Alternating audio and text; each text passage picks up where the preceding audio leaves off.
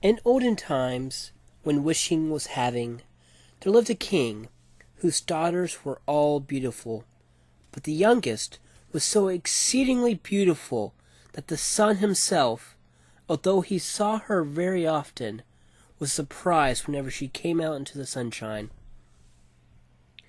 Near the castle of this king lay a large and gloomy forest, and in the midst stood an old lime tree, beneath whose branches flowed a tranquil brook. Whenever it was very hot, the king's youngest daughter ran into this wood and sat down on the bank of the cool stream, and when she felt dull, would often divert herself by throwing a golden ball up into the air and catching it, and this was her favorite amusement. Now one day it so happened that this golden ball, when the king's daughter threw it into the air, did not fall down into her hand, but on the grass, and then it rolled past her into the fountain. The king's daughter followed the ball with her eyes, but it disappeared beneath the water, which was so deep that no one could see to the bottom. Then she began to lament, and to cry louder and louder, and as she cried, a voice called out, "Why weepest thou, O king's daughter? Thy tears would melt even a stone to pity." And she looked around her to the spot where the voice came, and saw a frog stretching his thick, ugly head out of the water. "Ah, you old water-peddle," she said, "was it you that spoke? I am weeping for my golden ball, which has slipped from me into the water." "Be quiet and do not cry," answered the frog. "I can give thee good advice, but what wilt thou give me if I fetch thy plaything up again?" "What will you have, dear frog?" said she. "My dresses, my pearls and jewels, or the golden crown which I wear?" The frog answered, "Dresses or jewels or golden crowns are not for me. But if thou wilt love me, and let me be thy companion and playfellow, and sit at thy table, and eat from thy little golden plate, and drink out of thy cup, and sleep in thy little bed, if thou wilt promise me all these, then I will dive down and fetch up thy ball." "Oh, I will promise you all," said she, "if you only get me my ball." But she thought to herself, "What is the silly frog chattering about? Let him remain in the water with his equals. He cannot mix in society." But the frog, as soon as he received her promise, drew his head under the water and dived down. Presently he swam up again with the ball in his mouth and threw it on the grass. The king's daughter was full of joy when she again saw her beautiful plaything, and taking up, she ran off immediately. "Stop! Stop!" cried the frog. "Take me with thee! I cannot run as thou canst." But all his croaking was useless. Although it was loud enough, the king's daughter did not hear it, but, hastening home, soon forgot the poor frog, who was obliged to leap back into the fountain.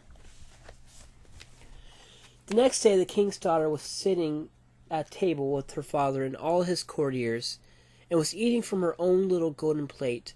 Something was heard coming up the marble stairs. Splish-splash, splish-splash. And when it arrived at the top, it knocked at the door, and a voice came, "Open the door, thou youngest daughter of the king." So she rose and went to see who it was that called her. But when she had opened the door, she perceived the frog before her. Then she shut the door with great vehemence, and sat down at the table, looking very pale. But the king perceived that her heart was beating violently, and asked her whether it was a giant who had come to fetch her away, who stood at the door. "Oh, no," cried she, "it is no giant, but an ugly frog." "What does the frog want from you?" said the king. "Oh, dear father, when I was sitting yesterday playing on the brook, my golden ball fell into the water, and this frog fetched it up again because I cried so much. But first, I must tell you, he pressed me so much that I promised him that he should be my companion, and I never thought that he could come out of the water. But somehow he has jumped out, and now he wants to come in here." At the moment there was another knock, and a voice said, "King's youngest daughter, open the door. Hast thou forgotten thy promise made by by the banks of the streamlet, beneath the beech shade. King's daughter youngest opened the door. Then the king said, "What you have promised that you must perform, go and let him in." So the king's daughter went and opened the door, and the frog hopped in after her, right up to her chair. And as soon as she was seated, the frog said, "Take me up." But she hesitated so long that at last the king ordered her to obey. And as soon as the frog sat on the chair, he jumped on the table and said, "Now push thy plate near me, that way we may eat together." And she did so, but as everyone saw, very unwillingly. The frog seemed to relish his dinner much, but every bit that the king's daughter ate nearly choked her, till at last the frog said, "I have satisfied my hunger and feel very tired. Wilt thou carry me upstairs now into thy chamber, and make thy bed ready that we may sleep together?"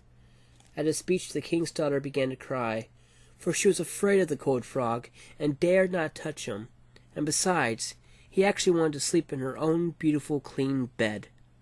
But her tears only made the king very angry, and he said, "He who helped you in the time of your trouble must not now be despised."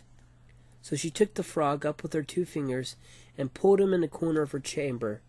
But as she lay in her bed, he crept up to it and said, "I am so very tired that I shall sleep well.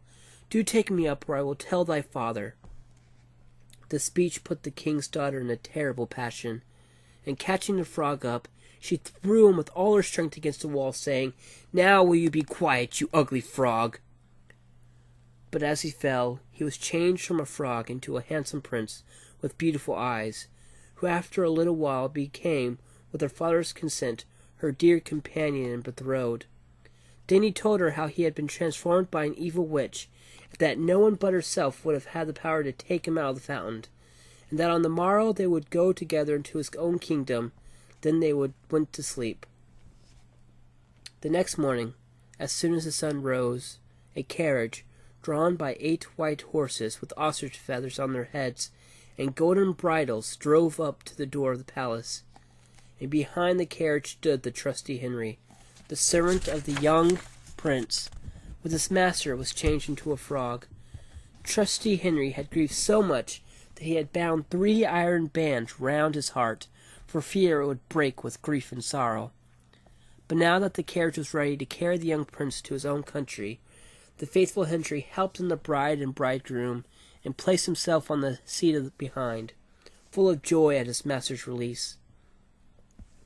They had not proceeded far when the prince heard a crack, as if something had broken behind the carriage. So he put his head out of the window and asked Henry what was broken. And Henry answered, "It was not the carriage, my master, but a band which I bound round my heart when I was in such grief because you were changed into a frog."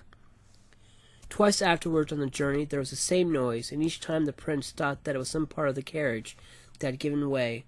But it was only the breaking of the band which bound the heart of the trusty Henry, who was now free and happy.